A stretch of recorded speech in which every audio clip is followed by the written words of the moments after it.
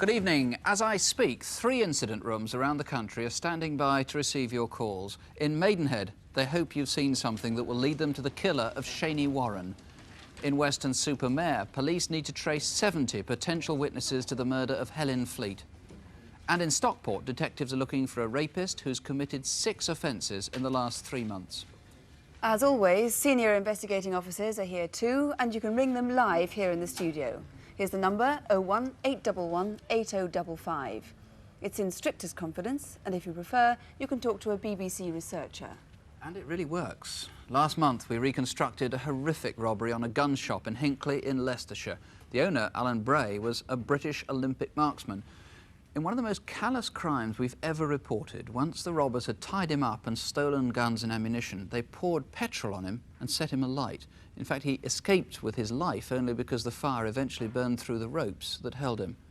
Well over 100 calls came through that night, and next day one viewer rang the incident room direct with crucial information. That same evening, as a direct result, 2 men were arrested in Leicester, and 5 days later a 3rd man was found in Edinburgh.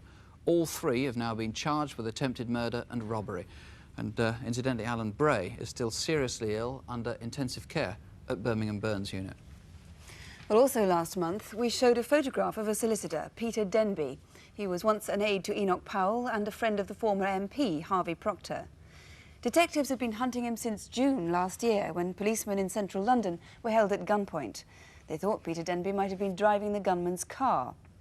A Crimewatch viewer recognised our picture, and Peter Denby was arrested after a dawn raid on a home at Richmond in North Yorkshire.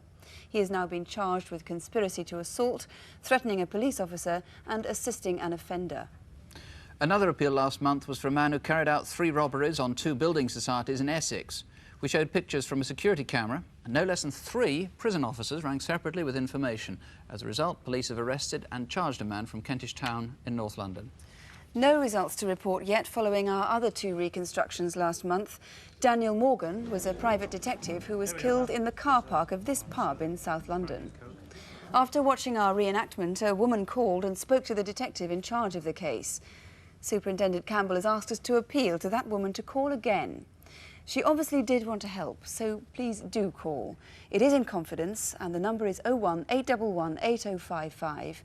Or you can call Sydenham Police Station, and that is 01 697 9497. And in a suburb of Watford in Hertfordshire, 2 men posing as telephone engineers stole paintings by Caffieri, valued at a total of £50,000. There were 87 calls as a result, and one of them, police operation, is now currently underway, and obviously at the moment we can't say any more about that. News from back in January, when we showed a security video of an armed robbery at a building society in Shoreham in Sussex. After an anonymous call from a Crimewatch viewer, 2 men were arrested and charged in connection with the crime. And on the incident desk in March, we showed a picture of an elderly man who'd attempted armed robberies both at a Baker Street building society and at a jeweller's in Old Bond Street in London. A Crimewatch viewer called with a name. It wasn't, though, until last Monday that a man was arrested, and he's been charged with both offences. Finally, you may recall a film we showed also in March last year about the murder of Steve Whitnell, a supermarket manager at Putney in southwest London. A fortnight ago at the Old Bailey, 1 man was jailed for life for Mr Whitnell's murder, and 2 others were each given 13 years for manslaughter. And I should say that the evidence for these convictions did not result from calls to Crimewatch, but at least 1 viewer did help to confirm the name and address of one of the robbers. Please now try to think back to what you were doing on the afternoon and the evening of Good Friday. Sometime on that first day of the Easter bank holiday, someone murdered a young woman by drowning and left her in a lake just outside Maidenhead in Berkshire. Now, you'll have read about it, the Shani Warren case. It was one of those crimes that capture the front pages. In part, that was because Shani was young, blonde and photogenic.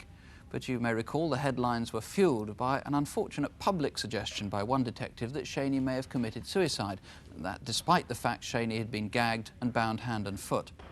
In fact, the night before the murder, Shani, far from suffering depression, had seemed positively happy. Good evening. On the Thursday before Easter, Roger Pell, an old boyfriend of Shani's, had gone out with her for dinner in Maidenhead. They'd not met for several months. She'd rung him out of the blue. But they both enjoyed the evening and arranged to meet again. In fact, you can do it like this. She seemed as happy and relaxed as ever. I'll learn to master these, I will.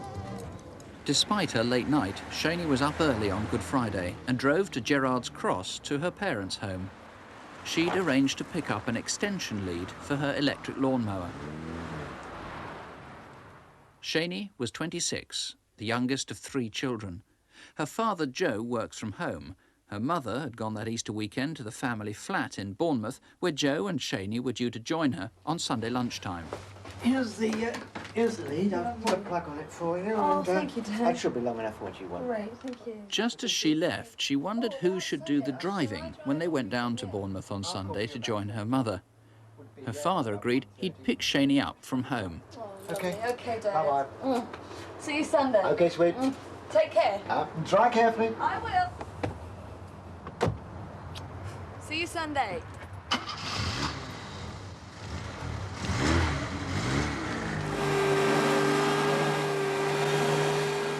Shani lived just 10 minutes from her parents at Stoke Poges near Slough. It took her till early afternoon to mow both the back lawn and the front. She planned to take the clippings to the compost heap at her parents' home. Shani shared her house with 2 lodgers, Katie and Fiona. All 3 girls pottered round that afternoon, and Shani seemed to have no firm plans for the evening. Well, I was tidying my room. It must have been about 6 o'clock in the evening. I glanced outside of the window and Shani was putting the grass cuttings in the black bin liners into the back of her car. She got in the car and drove off down the close. Just as Shani drove off, her mother phoned from Bournemouth but missed her. She never got the chance to speak to her again.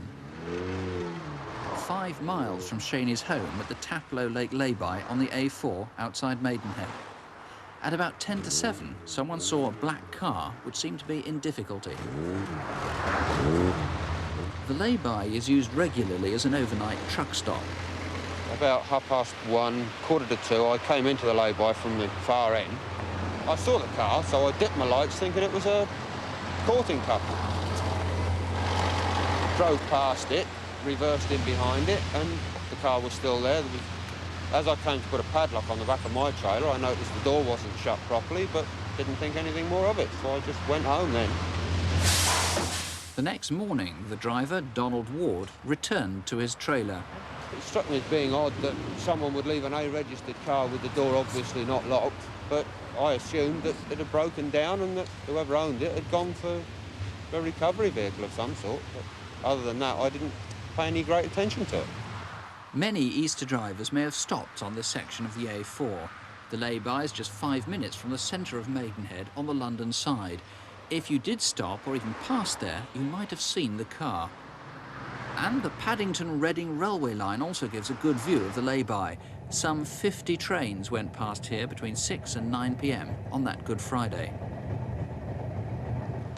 The car was still here the following afternoon. Me and my wife Carol was coming down this lane, Easter Saturday, about 2 o'clock-ish, 1:30, 2, and we saw the black Vauxhall. And the door was open about 1 to 2 inches. And we just rode past, and about 45 minutes later we turned round and came back, and the car was still there. At 6:30, a woman walking her dog discovered Shani's body floating face down in the lake. She'd been gagged. Her feet had been loosely bound with her own tow rope. A jump lead was round her hands behind her back. The other jump lead, later found in the lake, had been fastened round her neck. Shani died by drowning. Forensic tests have failed to establish time of death, but it seems likely she died on the Good Friday evening. When police examined the Cavalier, the driver's seat was reclined and a blank card in an envelope was on the floor. Shani's lighter was on the passenger seat. In front, on the floor, were the empty grass sacks and her watch. And under the steering column was an Easter egg intended for Roger Pell. Nearby, in the undergrowth, they found Shani's credit card holder, her tow rope bag, and a thank you card to Roger for the dinner on that Thursday night. When the police tried to move the car, they found it had gearbox problems. The Cavalier's shift selector had slipped, and it could only be driven in 3rd and 4th gear. The detective now in charge of the case is Superintendent John Childerley. Let's get this clear. We are now talking about a murder inquiry, not a suicide. We have always dealt with this as a murder inquiry from the very outset. Right. Now, there's no definite motive, is there? No, there is no injury to the body, there is no property that's been stolen, so there is no obvious murder. Yet there must have been thousands, literally thousands of potential witnesses. This is Good Friday, this is the A4. There must have been thousands of people driving up and down between, well, after the hour of about 6 p.m. on that Friday evening. Yes, and we are interested in anybody who drove past that lay-by from 6 p.m. on Good Friday evening. As you say, it was a very busy period. We would like particularly anybody who saw vehicles driving into or out of the lay-by to come forward, anybody who saw the black Cavalier in the lay-by, and anyone acting suspiciously in the area. Just so that people can get a fix on what that lay-by is, it's just the London side of Maidenhead. It's actually a road in itself, isn't it? In fact, it was originally the A4. It's the old A4, which has now been bypassed and consists of about 300 yards of old road. In particular, obviously, you want anybody who has seen a car broken down there, anybody who went into that lay-by. There was a car seen broken down about a couple hundred yards away, wasn't there? Yes, there was a black saloon car about 200 yards Maidenhead side of the lay-by with the bonnet up and a man looking under the bonnet. We'd be interested to trace this man because this car may in fact have been Shani's vehicle, or if it not, we want to eliminate it. Right. Now, there are a whole series of other things. She may have, well, she must have dumped the grass cuttings somewhere. Now, thousands of people would have dumped grass cuttings on Good Friday. They'll have been out mowing their lawns. Anybody who looked like Shani, you want to trace? Well, Shani was a very attractive young lady, a blonde 26-year-old, driving a very smart car, and the sort of person you would have looked at twice. We have no sightings of Shani at present time from after she left home at 6 o'clock. She might, of course, have been seen making a phone call as well. That's a possibility. If the car broke down in that lay-by, there are 2 phone boxes about a quarter of a mile either side of the lay-by where she could have made a call. This is a replica of a fob and her keyring. These are missing, the original missing. They are indeed, and we would like to trace these keys. We've made a search of the lake and the surrounding area, and it may be that someone has come across these keys and disposed of them, or perhaps they even know somebody who's got them in their possession, and obviously we'd be very interested in that. John Childerley, thank you very much indeed. If you think you can help in any way, particularly if you've got any suspicions about anyone who acted oddly that night, it's Good Friday, remember. If you might have seen something relevant, if you have any thoughts, please don't just keep things to yourself. Our number, 018118055. This is live, so the detectives are here right now. Or you can ask for the Shani Warren Incident Room on Slough 31282. That's 0753, the code for Slough, 31282. Well, next now is Incident Desk, where we invite the police to appeal to you directly. Here are Constable Helen Phelps and Superintendent David Hatcher. We start this month with a murder in central London. Alicia Lamoth was 26. She was from the Philippines and she'd been in England just over a year.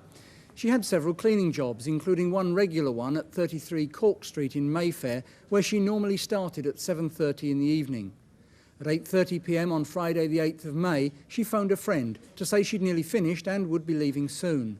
But just after 10, the fire brigade was called when smoke was seen pouring from the building. Alicia's body was found on the 4th floor.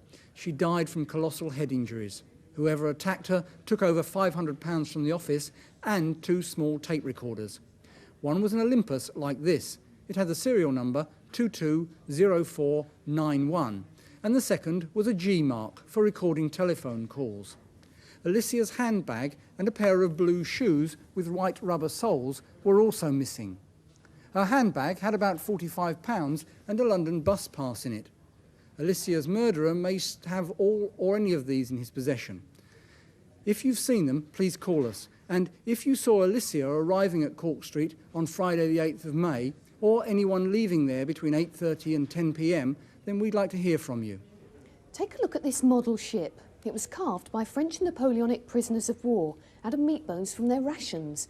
It's valued at about £20,000 and is just one of 37 historic pieces which were stolen from a museum near Lewes in Sussex last week.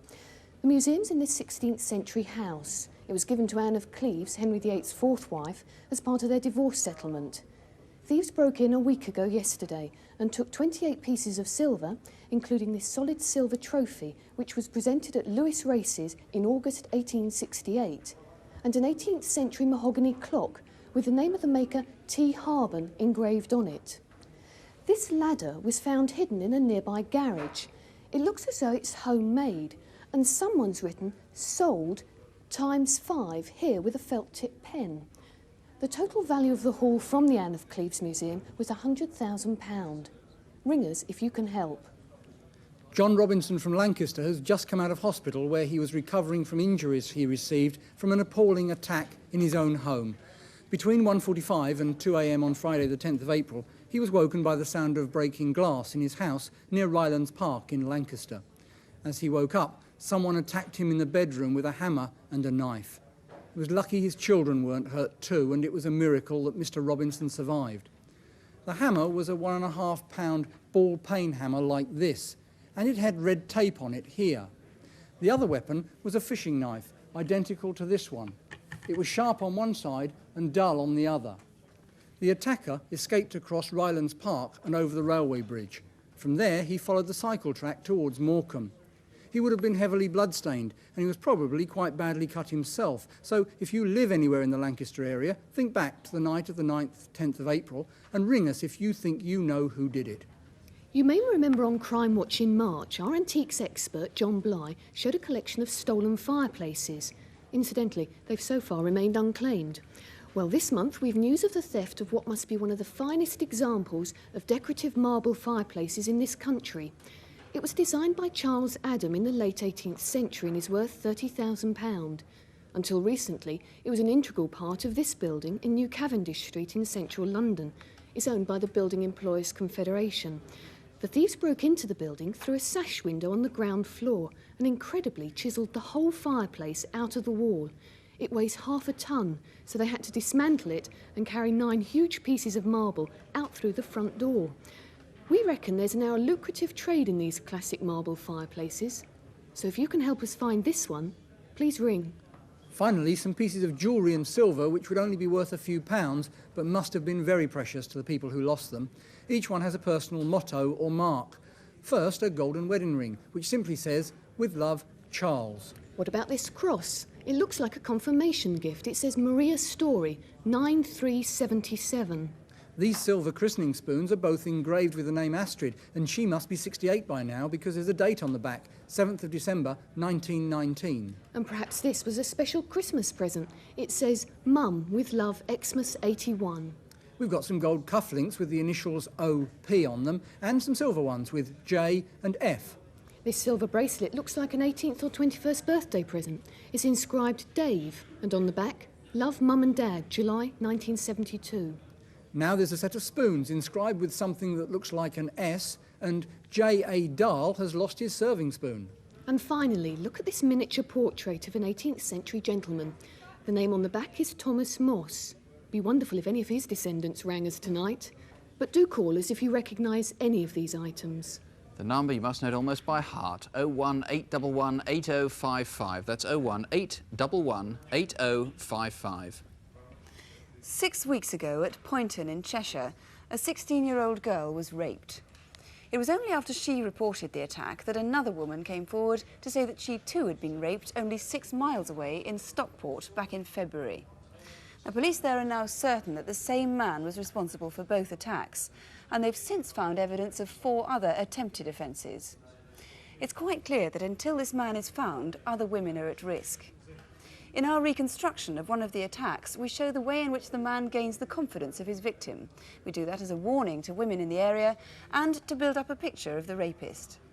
We've taken pains to protect the victim's anonymity using an actress who bears no resemblance to her and changing the location of her home. Saturday 21st of February, the Edgeley district of Stockport.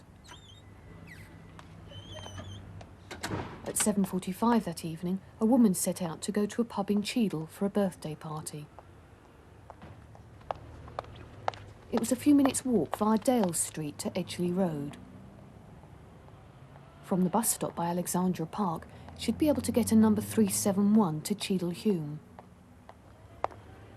She got to the bus stop at about 8 o'clock. After a couple of minutes, a car came juddering round the corner from Dale Street, as if it was breaking down.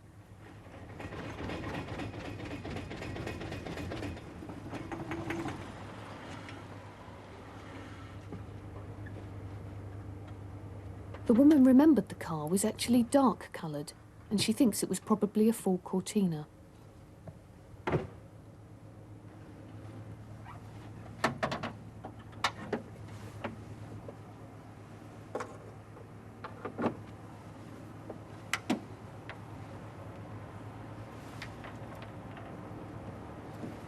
Excuse me, love. You don't know where the nearest garage is, do you? Oh, it's a bit further down on Edgeley Road. Oh, is it? It's just that I can fix it myself, you know. I just need someone to sit in the car and help me that way. You wouldn't mind, would you, love? Well, my boss will be here in a minute. I'll give you a lift if you like. Oh, no, I don't want a lift. No, I'll help you if you won't be long. Of course I won't be long.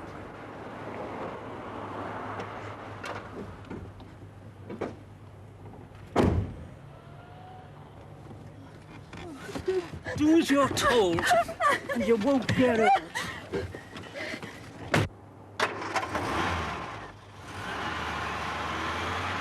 He drove her away down the Edgeley Road towards Cheadle. The woman was driven to this demolished factory site at Cheadle Old Road.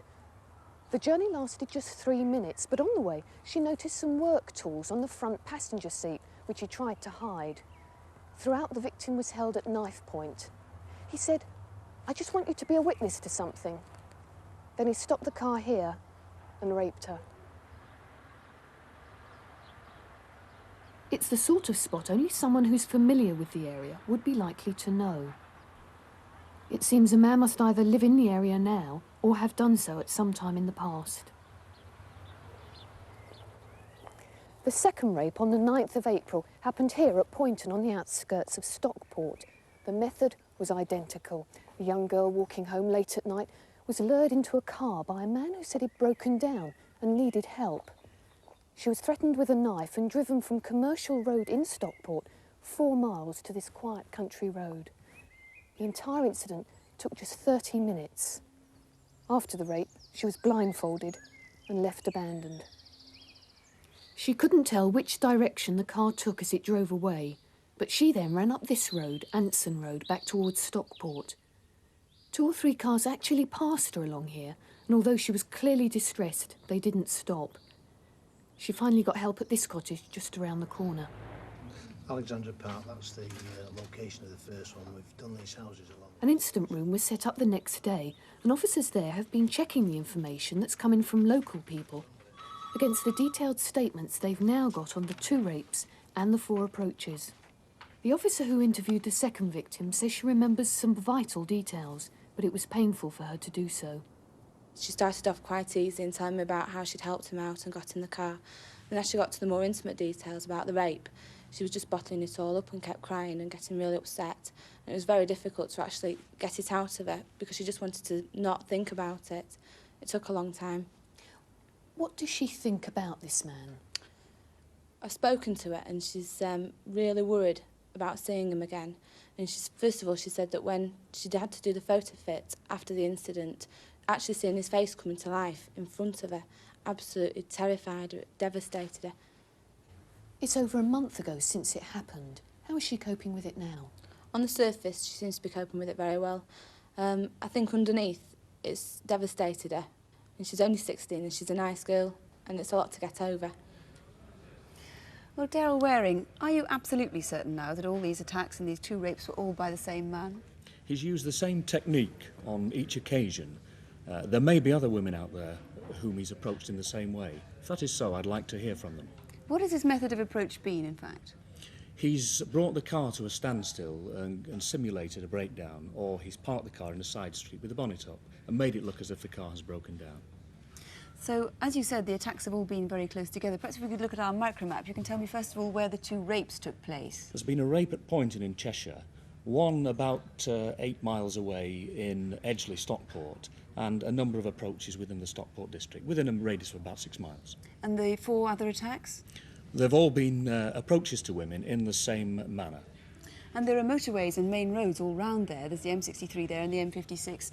Are you absolutely sure he's a local man? I can't discount the fact that he could have come in from the motorways, but I'm minded with this particular case to look to a local man. And you've been given a very good description of him, so that's hopeful. Can you describe him for us to our video fit?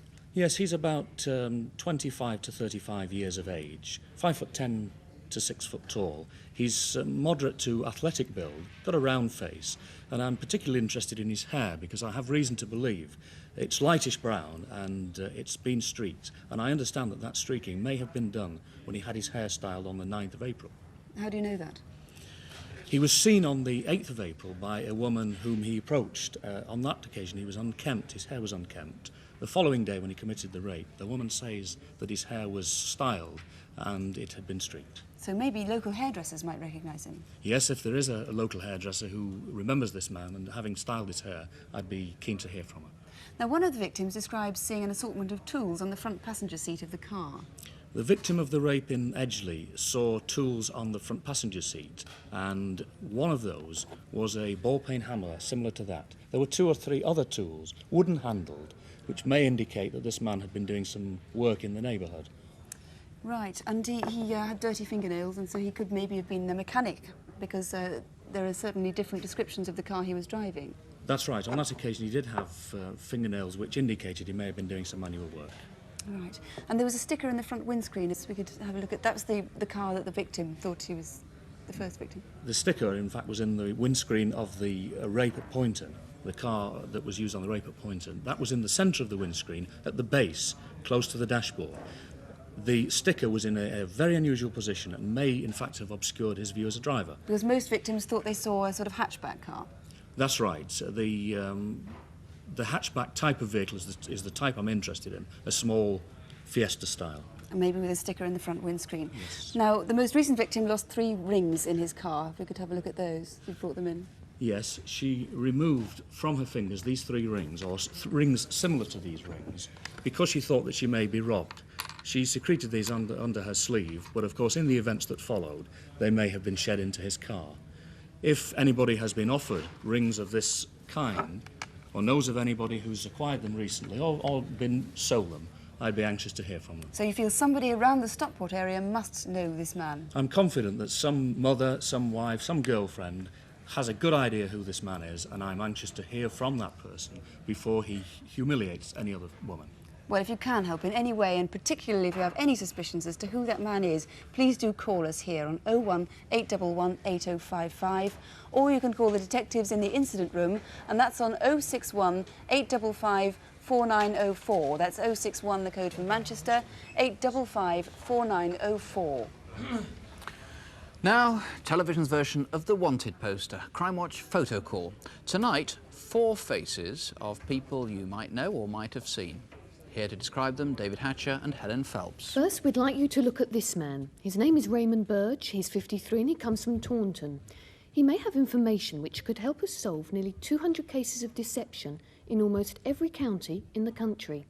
Gyrobank Transcash forms have been used to buy goods for up to £60. The forms are really only paying in slips, but shopkeepers have been conned into taking them as payment. The most recent case was in Grimsby just last week. We think Raymond Burge may be able to help us with our inquiries. If you've seen him or know where he is, ring us now.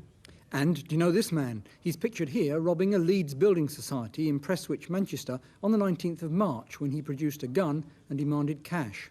His coat was dark blue and quilted. The hood seemed to be part of a separate dark blue cagoule, and his accent was local. But look again at his face, because we think that he was wearing a false nose. So don't let that distract you. If you can recognise him, give us a call. Now the face of a man who may be able to help with inquiries into the murder of 20-year-old Richard Henvey. He was stabbed to death in a fight at the Empire Ballroom in Leicester Square 7 weeks ago.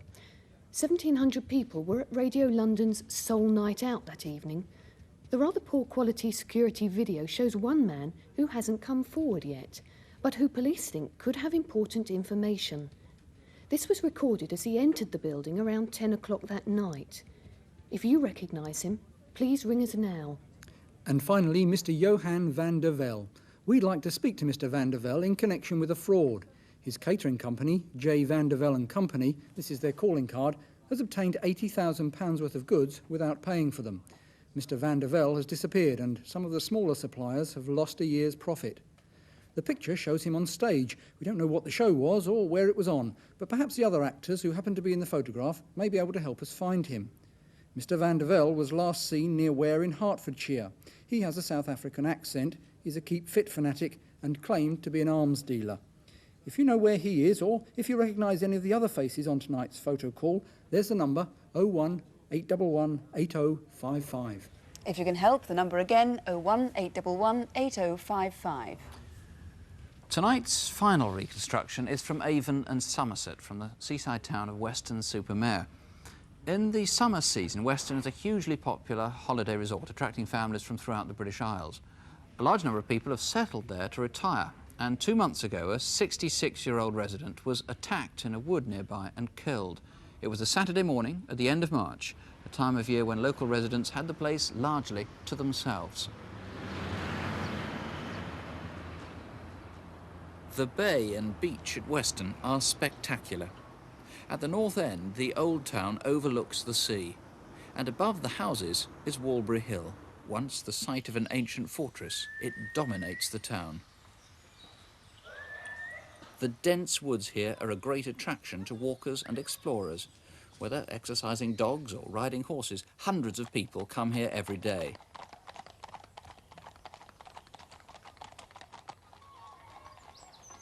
It's Saturday, March the 28th. Down in Weston, number 38 Osborne Grove. It's 9 o'clock in the morning, and Helen Fleet is preparing for the day. Windy weather seems to have turned around, but the London Weather Centre tell us that conditions will still be pretty miserable when the boat race starts in about 3 hours' time. Helen was 66 and enjoying her retirement in the house that she and her sister Betty had bought 4 years before. A new look at another cricket immortal, Dr. W.G. Grace, revealed in a new play called The Champion. But at 6 minutes past 9 o'clock, let's go down the river now. Helen came originally from the north of England. She lived in Crewe until she was 18, just before the war. Helen joined the ATS and trained as a lorry driver. She then transferred to the Women's Royal Air Force. She fell in love with a Spitfire pilot who was killed in action over Italy. After the war, she married, but it didn't last. She married again, but 20 years ago was widowed. She found fulfillment when she took up a successful career organising trade exhibitions for an Oxfordshire engineering firm. In retirement, her greatest joy was her 2 small dogs. Don't be a minute, loves. We go walkies. Be patient. Good boys. But is there any activity on the river at the moment? Morning, Helen. Hello, dear. Hello, dogs. Made some tea. Will you be ready right after breakfast? Yes. Well, I'll drop you off on the way up to the woods. Helen intended to go to Walbury Hill to walk the dogs, but her sister wanted to go shopping for a blouse. Helen promised to drop her off and then pick up some bread they needed. And I might just buy you a couple of those donuts you're so fond of.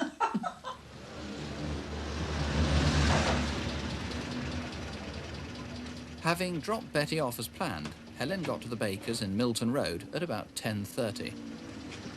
Bye, girls. Bye. 2 loaves and 2 of those lovely donuts, please. To Eileen Fowler in the shop, Helen seemed her normal, cheery self. Jam ones? Yes, please.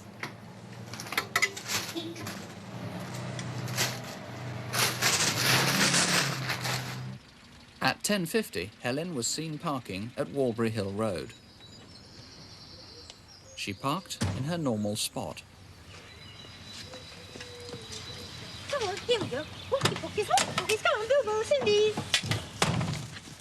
Helen walked the dogs here twice a day, normally for over an hour.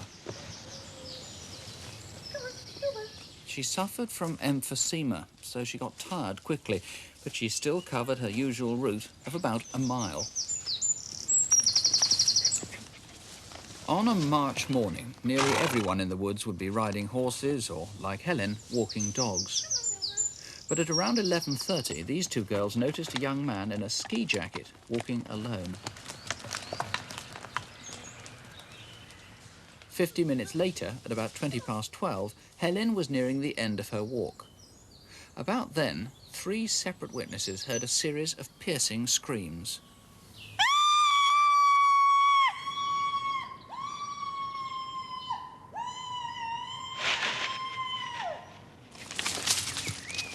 About the same time, below the woods, a boy almost fell over. He was running so fast down Prescott Close.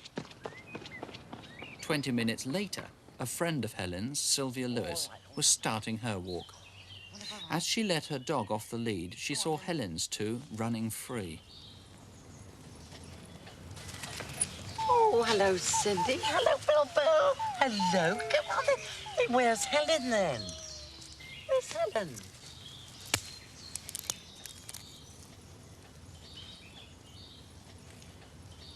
Come on, show me where she is.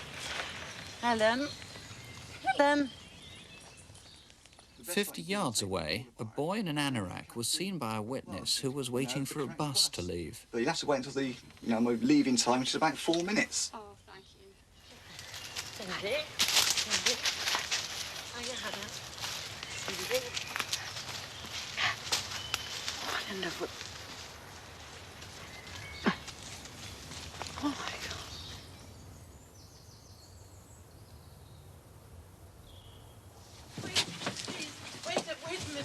Wait, please. Can somebody help me? It's my friend. She's lying in the wood. I think she's been attacked. All right, Please, could you come and help me? I'll see what I can do.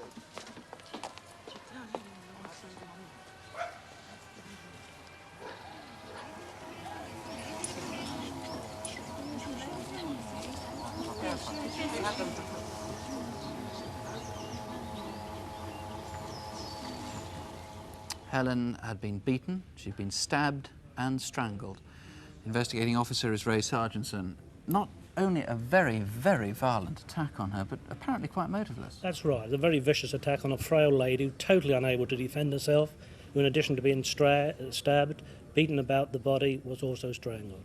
Now, the great priority, obviously, is to find those young men in anorak, ski jackets or whatever, who were in the wood on that day, haven't yet been interviewed. Yes, indeed, yes. It's Saturday the 28th of May. Obviously, all young people who are in that wood, anybody under the age of, 22, 23, should come forward. Yes, anybody in the wood. On the 28th of March, who was in the wood during the times of between 10:45 and 12:30 should come forward, with a large number of people that we haven't yet traced who we know were in the woods during the time. I gather something like 70 people who are in the woods, you think, who haven't yet come forward. That's right. From other statements of other witnesses, they've told us descriptions of persons walking dogs.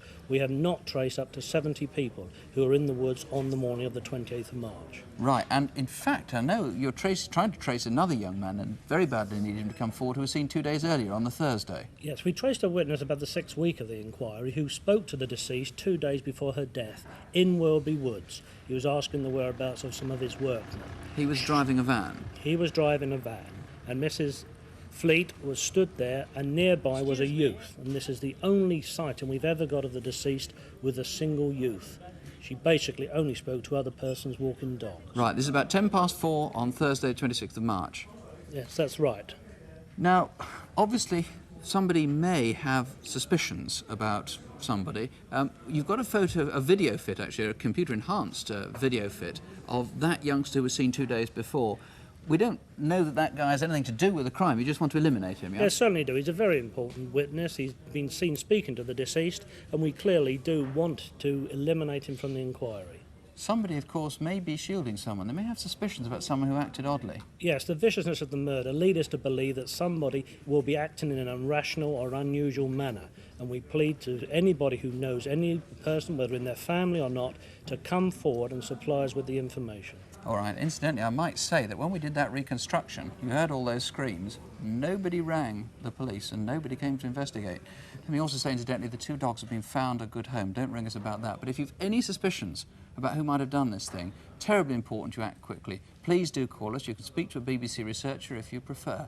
The number, of course, 01811 8055, or dial the incident room at Weston-super-Mare, Weston-super-Mare 25411. That's 0934, the code for Weston-super-Mare, 25411. Well, if you haven't been able to get through tonight yet, our lines have been busy, but please do keep trying. You can call one of the local numbers, they're all on CFAX 186, or write to us at Crimewatch UK, BBC Television, London W12 HQT. And I've just heard that on the case of the Stockport rapist, we understand there's been another rape in that area tonight. So that's vitally important, and we'll be keeping you posted on what's happened there. We'll be back with any more developments on tonight's cases in about an hour's time. Crimewatch update at 11:45. If that's beyond your bedtime, we know Crimewatch can be rather frightening. We have concentrated on some pretty awful crimes tonight, but thankfully, believe me, these serious events really are very rare, so don't have nightmares. Do sleep well. Good night. Good night.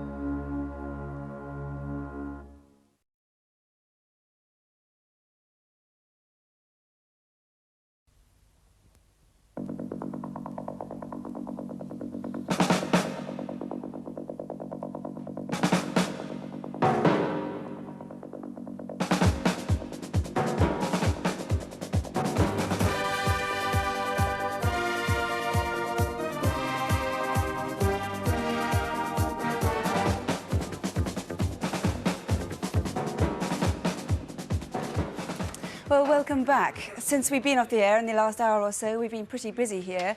We covered 3 major reconstructions of major serious crimes and covered others on incident desk and photocall. Incidentally, as well as the people you see here answering calls, there's another room here at Television Centre where we have another bank of phones staffed by more detectives and researchers. John Childerley and his team here in the main Crimewatch studio have been taking calls on the Shani Warren case.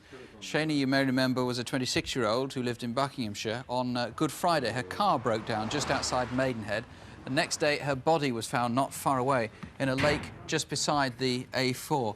John Childerley, you've got a lot of calls, I know that. Yes, we've had a good response, both here and back at Maidenhead. Now, it's an inquiry, frankly, about which you've had a lot of publicity in the past. Has anything new emerged? Well, the most exciting that's emerged is we've had a call from a person who says that they were in the lay-by on Good Friday when they saw a girl very similar to Shani emptying the bags of grass cuttings. This is a lay-by off the A4, just the London side of Maidenhead. We're talking about Good Friday. We're talking about the same lay-by, the same date as the one that is involved in Shani's case. She's sure it was Shani she saw her emptying the grass sack? She says that it's identical to the picture we've shown. What is more important, in fact, is that she states that she saw a green Mercedes, a bottled green Mercedes, parked near Shani's car, and there were 2 men some distance away from the vehicle. Obviously, we would be very interested in tracing those 2 men and the driver of the Mercedes if it's not involved with the 2 men. Indeed you would, and I gather you've had several calls from people who've been quite courageous. In other words, they were out that night with people they shouldn't have been out with. Yes, that part of the area is a courting area, and we've had a couple of calls, and I'd like to emphasise that we would treat in confidence any calls we have in respect of people in I that saw that area. one of them actually had some quite interesting information. That looks quite exciting. Yes, John it Childerley, does. thank you very much Thank you indeed. indeed. Sue. Well, in our next case, we were hoping to get information on a man who has raped 2 women in Stockport, near Manchester. He has a particular way of gaining the confidence of the women he intends to attack. Excuse me, love. You don't know where the nearest garage is, do you? Oh, it's a bit further down on Edgeley Road. Oh, is it? It's just that I can fix it myself, you know. I just need someone to sit in the car and help me that way. You wouldn't mind, would you, love?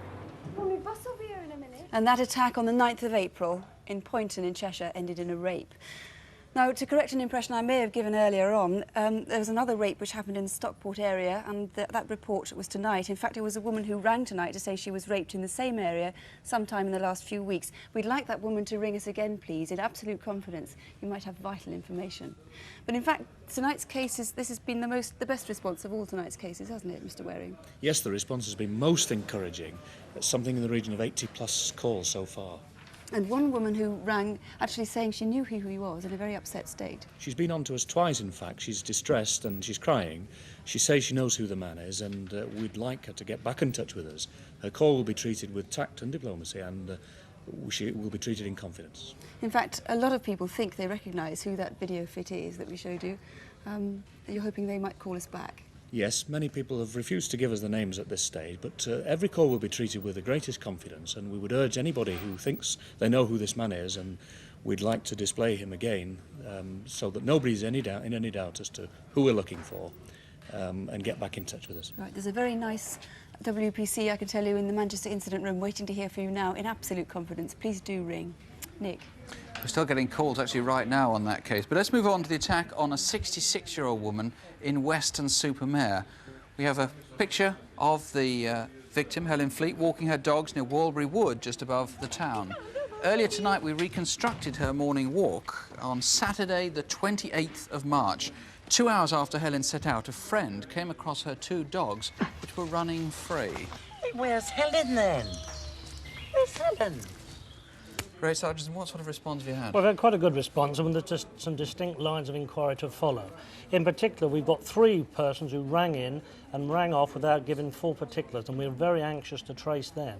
And we do stress that their information will be treated in strict confidence. Give me details. Yeah, the first one's a young man who believes that he is the boy, the youth that Mrs. Fleet was speaking to on the Thursday afternoon.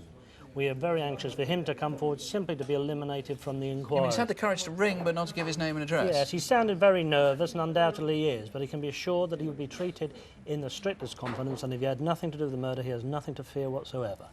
Right. Okay, we had 2 other calls. One was from a man who was in the woods on the Saturday morning, and he describes a man answering the photo fit's description running away from the general area of where the deceased body was found. And obviously we're very anxious for him to contact us again. You need an address or phone number for him. That's right. It would be treated again in the strictest confidence, but his information is quite essential, and really we do plead with him to come forward. Okay. And the last one, a very brief one, he simply says, "I think I have the name of the killer," and then he rang off. Again, we appeal to him to come forward. Do you believe him? Well, we've got no reason to disbelieve him. He's taken the trouble and time and expense to ring us. We do ask him to ring us back and give us further OK, the particulars. number at the studio is about to close. We'll give local numbers in just a moment. People can call. Thank you very much indeed. Sue. And incident desk and photo call between them prompted a lot of calls, and still more are coming in now. The lines will be closing in just a few minutes, but as Nick said, the information will be on your screens at the end of this programme. But David Hatcher, on incident desk, there's not much on Alicia Lamotte, the girl who was killed at the factory where she worked in London. No, sir, an absolutely tragic killing. We've had 1 call with a possible location of the 2 tape recorders that we mentioned. Handbag and the shoes are still outstanding, and we still want sightings of anyone who saw her arrive or anyone leave 33 Cork Street, Mayfair, between 8:30 p.m. and 10 p.m. on the 8th of May. Please call us. That's a very tragic killing, and we must get to the bottom of it. Right. Any news on John Robinson, who was attacked at his home in Lancaster with a hammer and a knife? Well, we showed you the hammer and we showed you the knife. What we really want to know is anybody who's owned tools like this. There have been lots of suggestions that taping hammers is an electrician's trademark, if you like.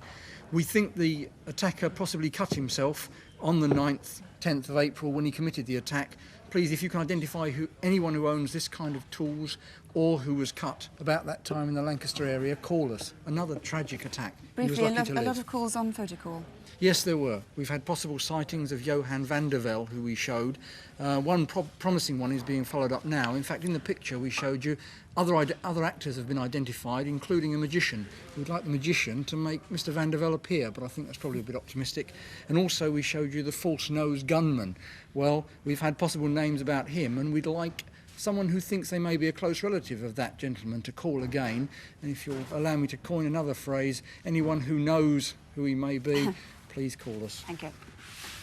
Helen, the theft, the break-in at the Anne of Cleves house, the museum, a lot of little models, all sorts of things were stolen. What have you got on that? 3 seemingly reliable sightings of the galleon. It's been offered for sale in antique shops, so that'll be definitely followed up tomorrow morning. Made by Napoleonic prisoners. Worth a lot of money, that thing. Photo call, Mr. Burge. What's happened about him? Mr. Burge was in Leeds at 4:30 this afternoon. Really? Now, we believe he is still in the area. He's known to stay at guest houses.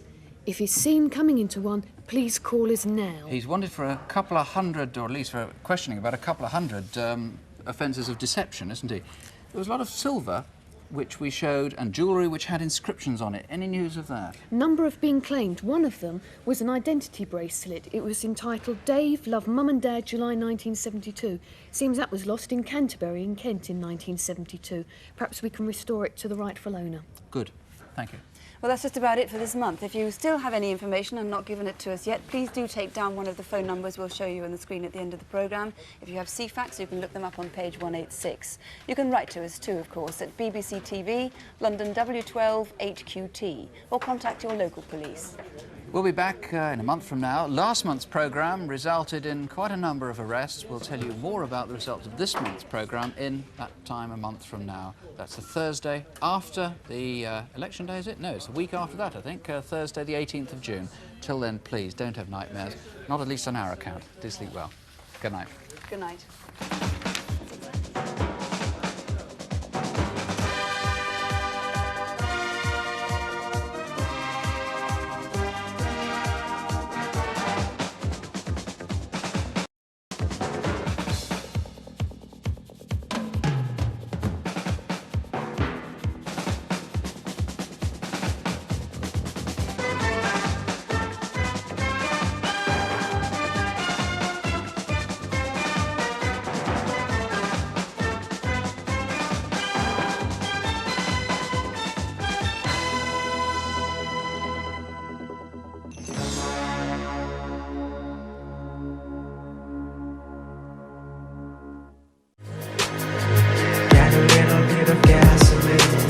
Welcome to another crime scene.